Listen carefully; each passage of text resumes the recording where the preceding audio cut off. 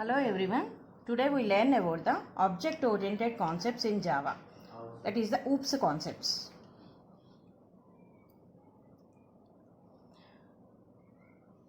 The topics for today's session is object-oriented programming, procedural versus object-oriented programming, OOPS concepts. Different OOPS concepts are object, class, data abstraction, encapsulation, inheritance, polymorphism, dynamic binding and message passing.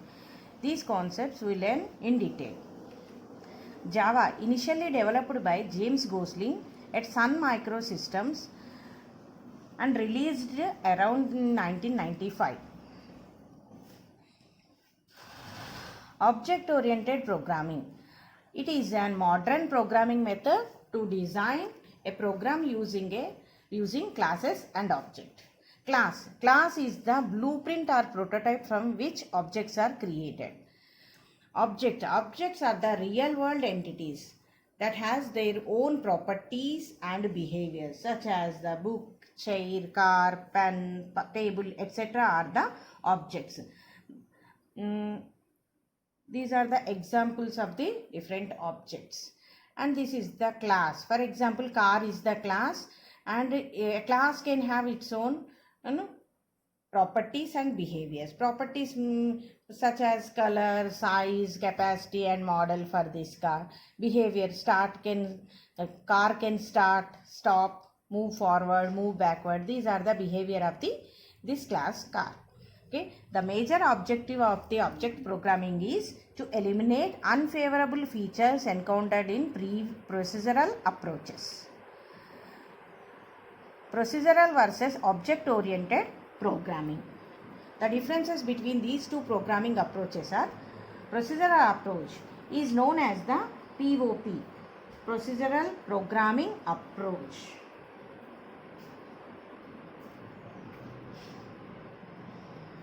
Object-oriented programming is known as OOP.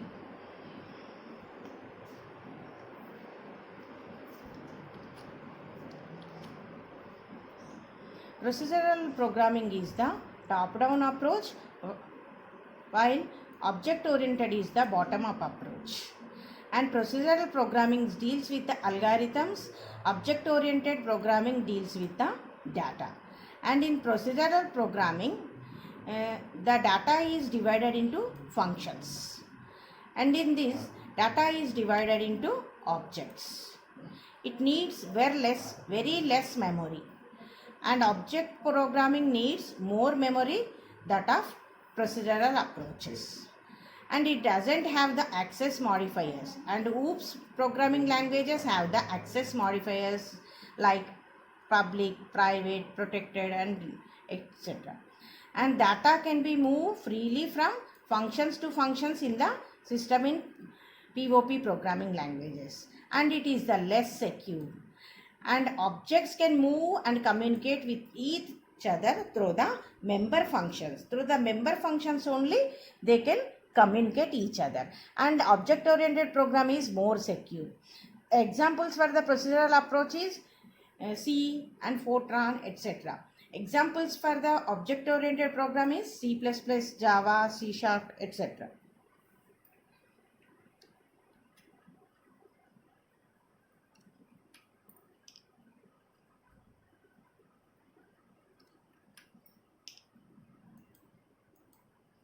Object-oriented paradigm features. This model emphasizes on the data rather than the procedure. In procedure approaches, it's the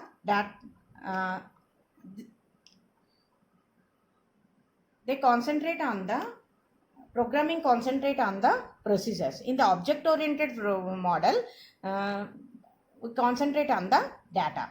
And in this, programs are divided into objects, which are known as the real, which is used to specify the real life objects. And data structures are designed to characterize these objects. Methods which are used to operate on the data of an object.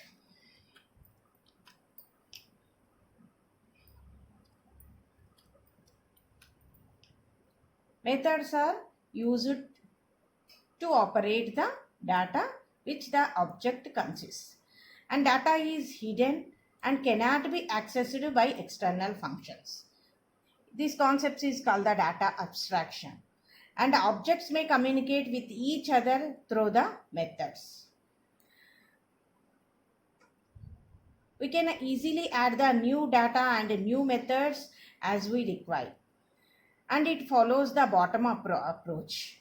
That is, first the individual base elements of a program are specified, then they are linked together to form the large subsystems. This is called the bottom-up approach. These are the different features of object-oriented paradigm. Different applications of object-oriented programming. It can be used in real-time systems, simulation and modeling, and object-oriented databases, hypertext and hypermedia and expert text, and in the artificial intelligence and expert systems. And these can also be used in neural networks and parallel programming, and can also be used to design the decision support and office automation system. These are the different applications of the object-oriented programming. And what is Java? Java is the platform-independent application program, which is the pure object-oriented program.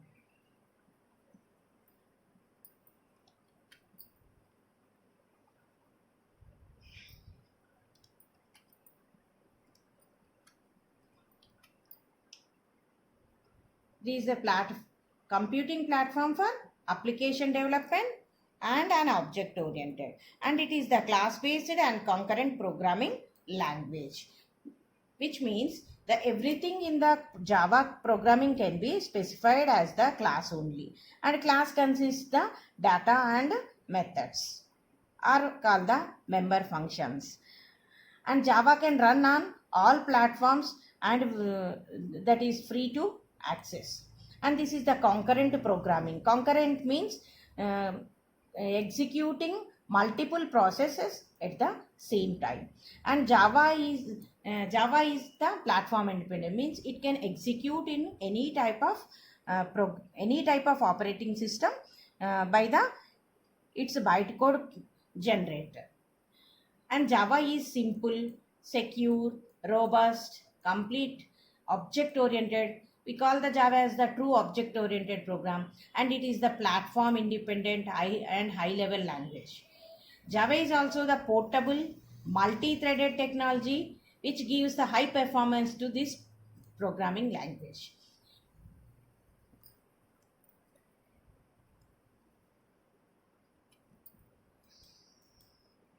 Java works like this. This is the program which is saved as a program.java. When the compiler executes this source code program, that may be the JDK 5.0 to JDK 1.5, any compiler you can use as your system. When the compiler executes this program, it generates the bytecode program that is called the program.class, which is again converted into the source code output program, that is the program.java, which is user level, user understandable output. Okay, this is the hello.java. For example, compiler when we are executing this program, this can be executed in any type of operating system. This concept is called the platform independent. For example, Linux operating system or Windows XP as Mac or any platform. And Java, process of compilation. This is also called the Java Virtual Machine, JVM. Okay, when the Java program, that is called the source code, executed by the Java compiler, it generates the virtual machine. With the help of virtual machine, it generates the bytecode program, that is called the source program, class file extension. And Java interpreter generates the real machine or user understandable output by using the by using interpreter. It converts the bytecode into the output type of program. By these two processes, by using this JVM, we call the Java as the compiled and interpreted language. And object oriented programming concepts, we call the OOPS concepts. Object oriented programming is a programming concept which works on the principle of abstraction, encapsulation, inheritance, and polymorphism. These four concepts are called the four pillars of the object oriented programming. Object oriented programming uses the concept of abstraction, encapsulation. We can learn in detail in next slides. It allows users to create the objects which they want, and they create methods to handle those objects. The basic concept of object-oriented programming is to create objects, reuse them throughout the program, and manipulate these objects to get the results.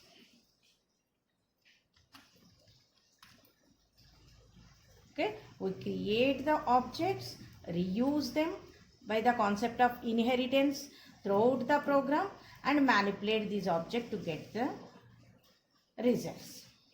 And the object oriented programming is popularly known as the OOP, is used in a modern programming language like the Java.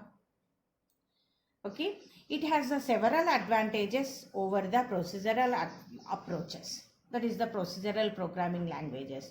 Object oriented programming is faster and easier to execute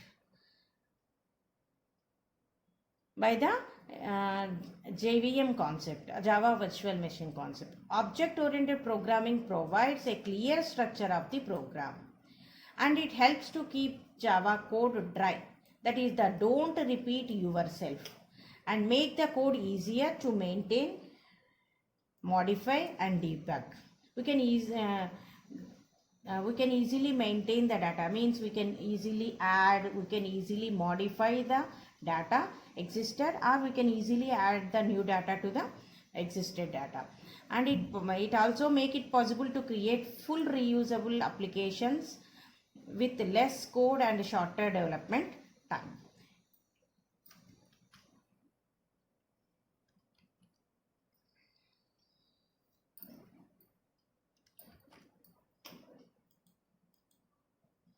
Different object-oriented concepts are object, class, inheritance, polymorphism, abstraction, also known as the data abstraction, encapsulation, dynamic binding, and message passing. We learn in detail about these concepts. Object.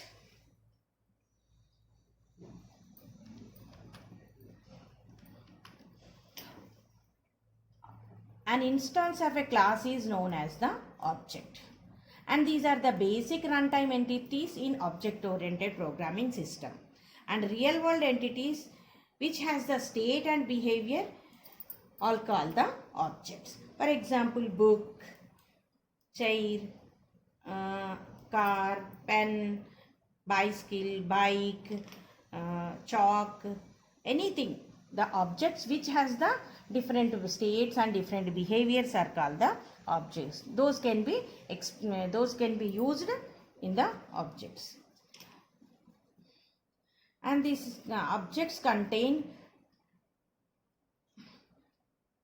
address which takes the memory in the, which occupies some space in the memory, and each object consists data and functions. The function is called also the code. With the help of code only, we can describe the data. For example, if we have the customer, if we have the two objects, customer and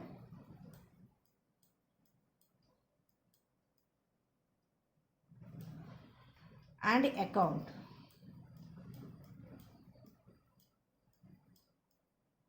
These are the to objects in banking system.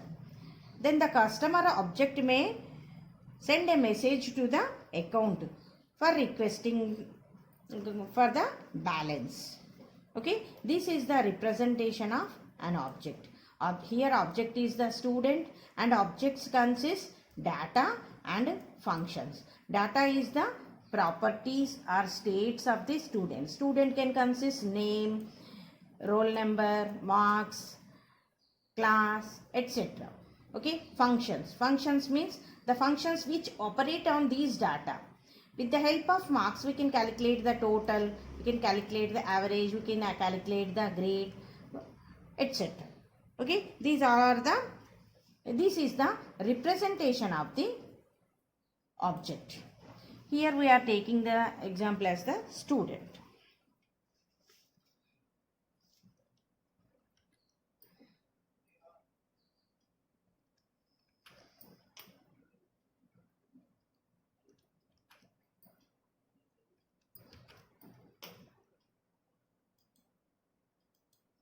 And class. The next concept is the class.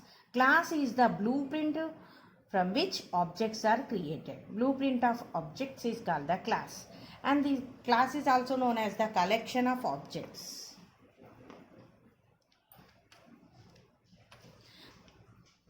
Collection of objects is called the class. And this is the logical entity, not the physical entities. And the class is group of similar entities is called the class. Always consists the similar entities. For example, if a class is expensive cars, then the objects may be the Mercedes, BMW, Toyota, etc. are the objects of this class. The properties for this class can be, we also know that as the data, price, model, speed, capacity, etc. Methods, driving, reverse, bank, braking is the operations which can be performed on this data is called the methods. For example, here we are taking the student class. Student class consists the name, this is the identifier, that is the name of the class, and variables, this is the static attributes, name and grade, and methods which are the dynamic behaviors which may be changed during the program execution.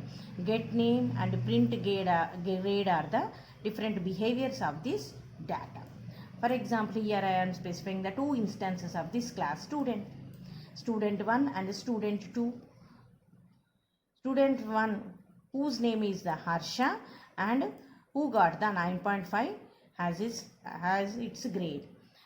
And this Harsha can be accessed by using the get name method, and this grade can be accessed by using the print grade method. And another student, that is another object, that is the student 2 whose name is Satvika and who got the grade 8.9. These can be accessed by using the get name method and print grade methods. These are the two instances of the class. We can create as many instances as we want for the class.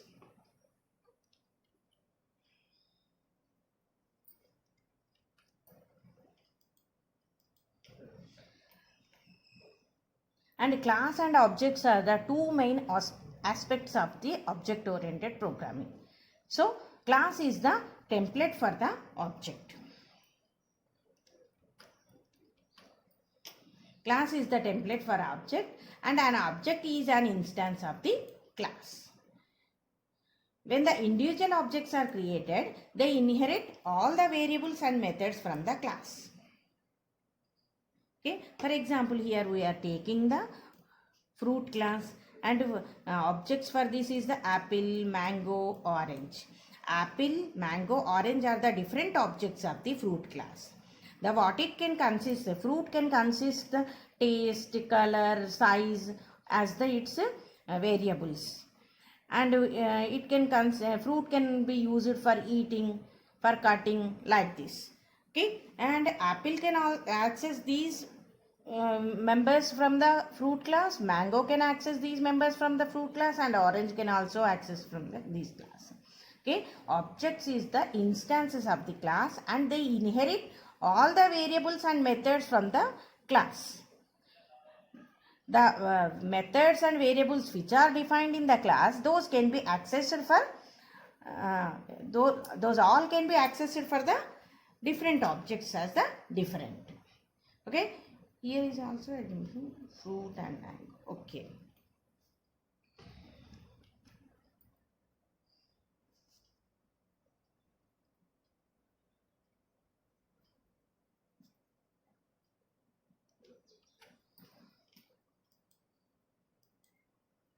Next, data abstraction. Abstraction means hiding the internal data. Hiding internal data is called the abstraction. Hiding internal data, internal details and showing functionality is known as the abstraction. For example, a phone call. We don't know the internal processing, but we are functioning. The phone call is functioning between the two members. Okay, this is called the abstraction. Abstractions refers to the act of representing essential features without including background details or explanations is called the abstraction. And classes use the concept of abstraction, so we call the class as the abstract data type ADT.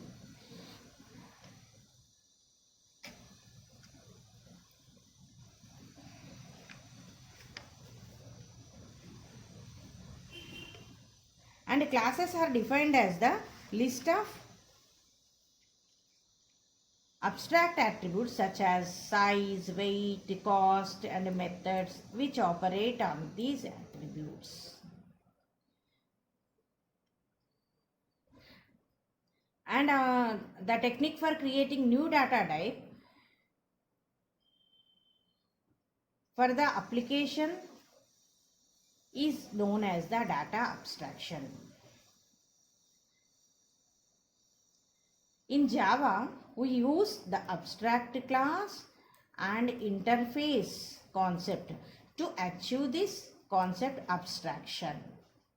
Okay, so what it say? Hiding the internal details without knowing its essential features is called the, or without including its background details is called the data abstraction. And technique for creating the new data type is also known as the data abstraction.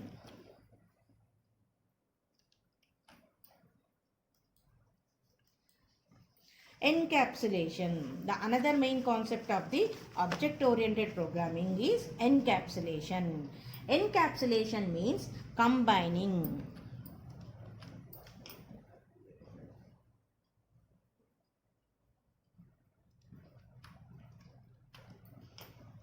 Combining the data and members into a single unit is called the encapsulation. The wrapping up of data and methods into a single unit called the class is known as the encapsulation. For example, in a school, a student cannot exist without a class. Okay, so we are combining the school and student.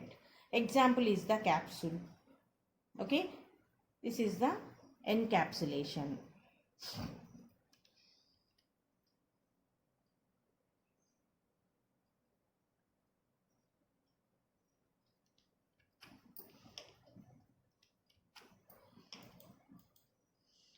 Another main concept is the inheritance. Inheritance means creating the new classes from the existing classes is called the inheritance. That is, reusability feature is exhibited with the help of inheritance.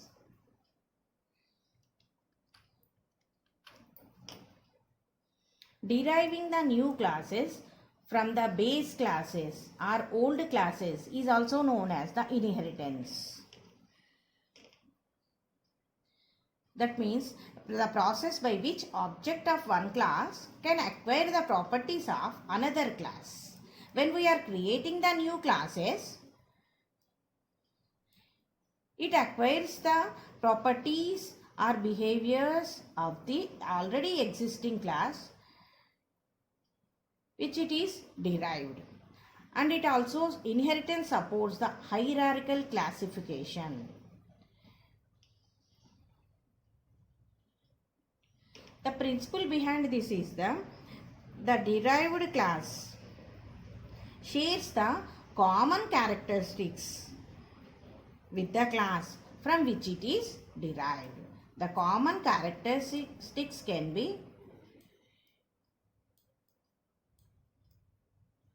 shared to the new classes.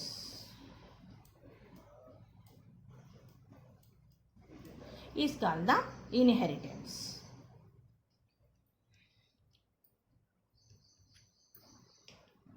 And inheritance conceptuality provides the code reusability.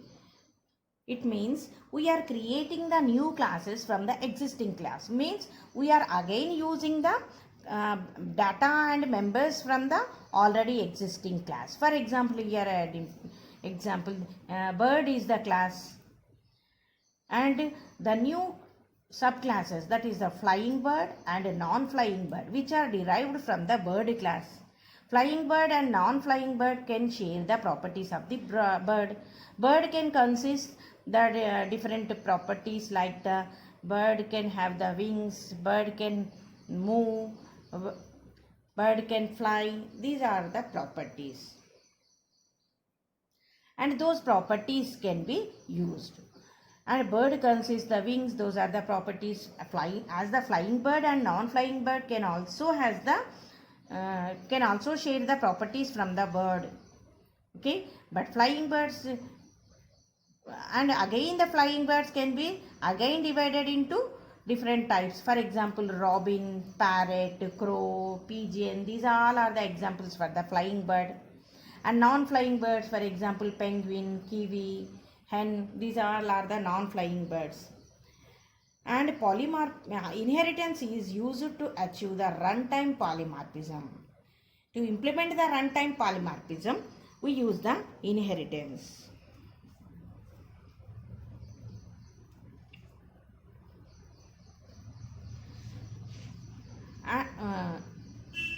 It is the concept of providing the code reusability. Means we can add additional features to an existing class without modifying it, is called the reusability.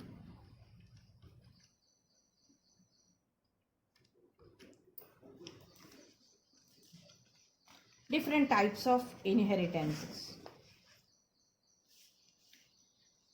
Single inheritance, multiple inheritance, multi-level inheritance, multi-level inheritance, that is also known as the hierarchical inheritance. These all are the different types of inheritance. In inheritance chapter, we can learn about all these things in detail. Single inheritance. Single inheritance refers to deriving a class from the single class, is the single inheritance. And multiple inheritance, a class derived from more than one class, is called the multiple inheritance. And multiple inheritance concept is derived with the help of interfaces concept. Okay, here multi-level inheritance, A is the class, and here is the B is the another class, B is the class which is derived from the A. And again we have the C, which is derived from the class B. Here C is the new class which is derived from the B, and which is derived from the A, is called the multi-level inheritance. And here we have the A and B are the two classes. From these two classes we are creating the new class, that is the C. This is called the multiple inheritance, and this is the multi-level, different levels. A1 and B1 are the two classes. Here we are defining the new class or creating the new class AB, which is from the A2 and B2. And A2 and B2 are derived from the already existing classes, that is A1, and B2 is derived from the B1. This is called the multi-level. This is also known as the hierarchical inheritance. And next concept is the polymorphism. This is also the one of the main concept in the object-oriented programming language.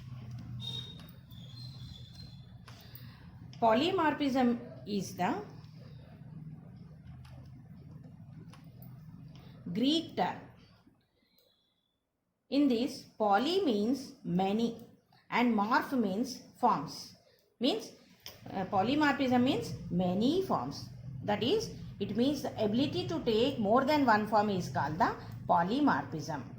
When one task is one task is performed by different ways is called the polymorphism. The operation may exhibit different behaviors in different instances is called the polymorphism, and the behavior depends upon the type of data used in the operation is called the polymorphism. For example, here we are taken the different data, that is the human, duck, dog and cat. These are the different objects. Here where data is the human, duck, dog and dog. Human can speak, dog can bark, or here this is the wolf, and duck can quack and cat can meow. These are the different behaviors. Here the situation is the data we are using is the different, depends on the situations. These can depends as the behavior, but what it is, the all are doing the action. Okay, and for another example for this is the for example, we have the shape. We call the circle, box and a triangle. These all are the shapes. Okay, circle is drawn with the help of only radius. It needs only one variable from the shape. And a box may be the rectangle or square, which needs two data objects from the shape. And triangle can be drawn with the help of, triangle can also be drawn, which consists the three edges, okay, and angles. And square or rectangle consists the four edges, and circle consists only radius and it is round in shape. But we call the circle can be drawn, shape can be box can be drawn, and triangle can be drawn. Means with the this is the circle, box and triangle are the different forms of the shape. This is called the polymorphism.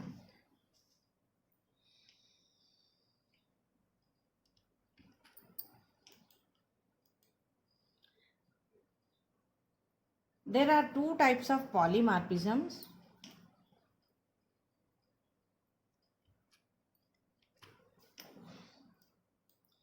Compile time polymorphism and runtime polymorphism. Compile time polymorphism is also known as method overloading or static polymorphism. And runtime polymorphism is also known as method overloading, which is the dynamic. Method overloading. Method overloading is having multiple methods with the same name but with different signature. Where it can consist different in the number of arguments or the type of data or order of the parameters may be different. This is called the method overloading. And another polymorphism is runtime polymorphism or dynamic. During the runtime, it can be changed into different forms. Is called the method overriding. This is the when a subclass consists a method with the same name and same signature as in the superclass is called the method overloading. Is called the method. These are the two different types of polymorphisms: runtime polymorphism and compile time polymorphism. One is the static and another is the dynamic. And next concept is the dynamic binding. Binding refers to the linking of procedure call to the code to be executed in response to the call is called the binding.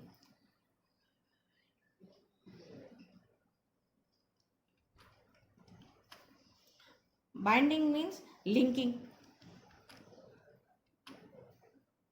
Binding refers to the linking. When we are calling the procedure,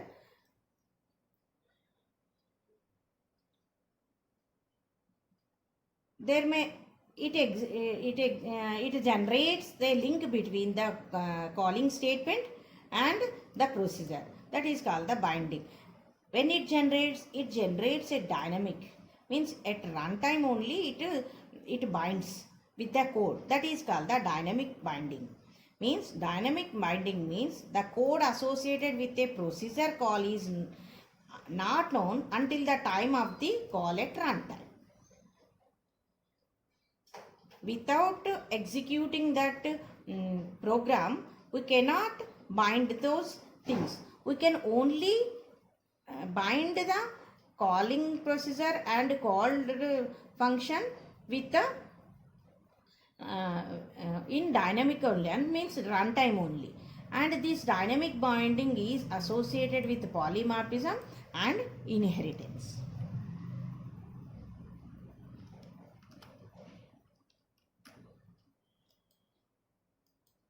And next is the message passing. Means passing some message or requesting is called the message passing. A message for an object is the request for execution of a procedure. Message means request of the object to execute some procedure is called the message.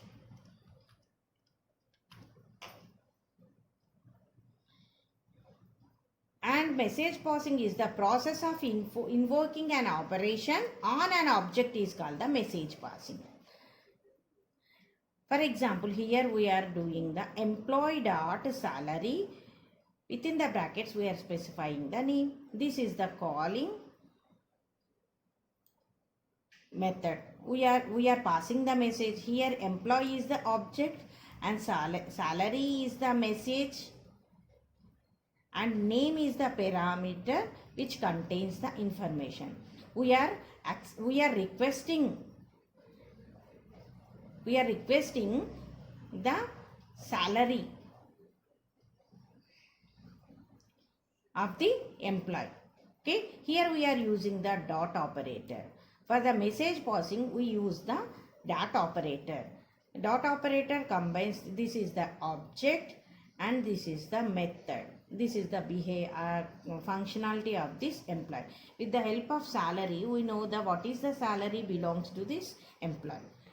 This is called the message passing. Message passing means process of invoking an operation on an object is called the message passing.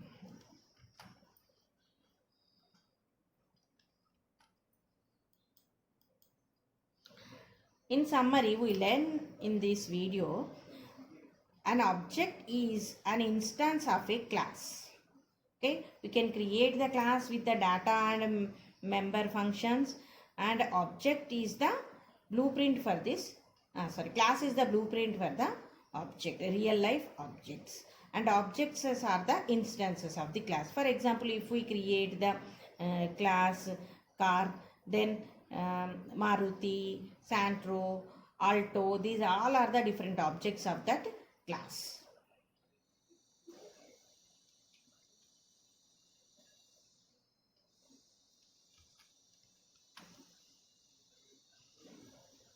And using the abstraction feature, we can simulate the real world objects. With the abstraction concept, what is the meaning of abstraction? Abstraction means without knowing its background or essential features, we are doing some operations, and which provides the advantages of code reuse. With the help of abstraction concept, and a class uses this concept, we call the class as the abstract data type, that is the ADT. Class is the abstract data type. And abstraction also enables the program open for extension. And encapsulation. Encapsulation means combining, which provides the security which keeps the data and methods safe from the inadvertent changes. Okay, combining the data and methods by using the concept class. We call the class as the user defined data type. with the help of class concept, we are combining the data and methods into single unit.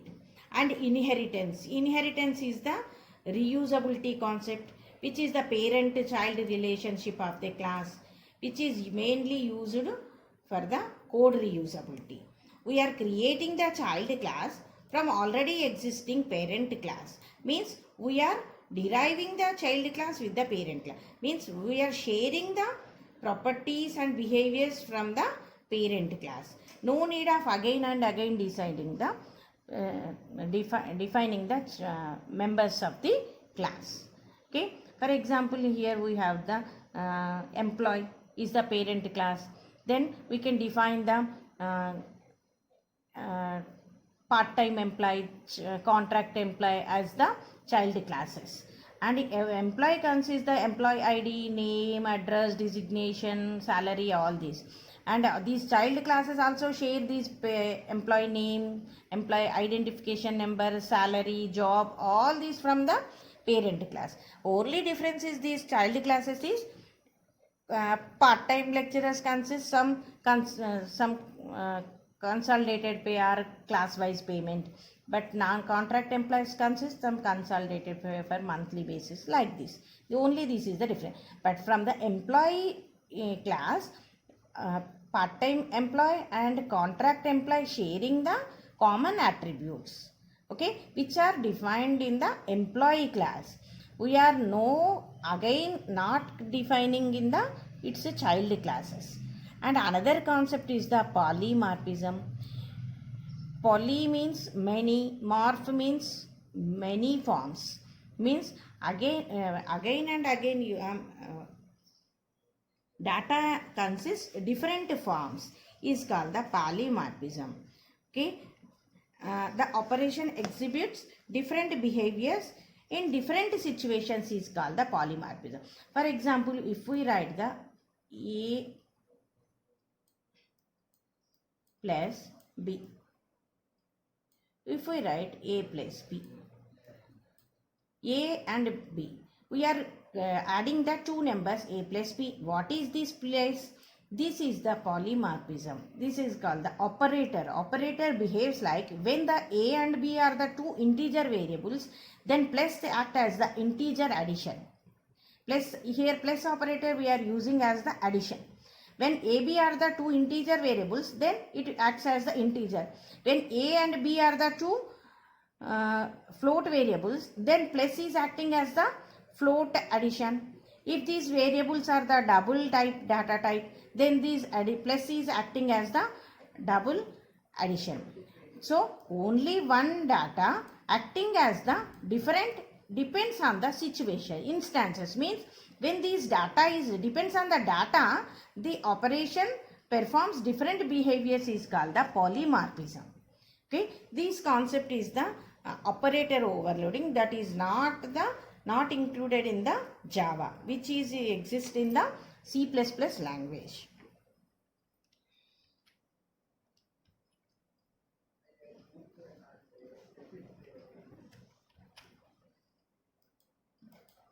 In conclusion, we learn in this video, we learn about the object-oriented programming and the differences between the procedural and object-oriented programming. What is the features of the object-oriented paradigm and applications of the object-oriented programming, and what are different advantages, benefits of the object-oriented programming, and actually what the Java is, and what are the different concepts. We have the different concepts, object, class, all these are learned in this video.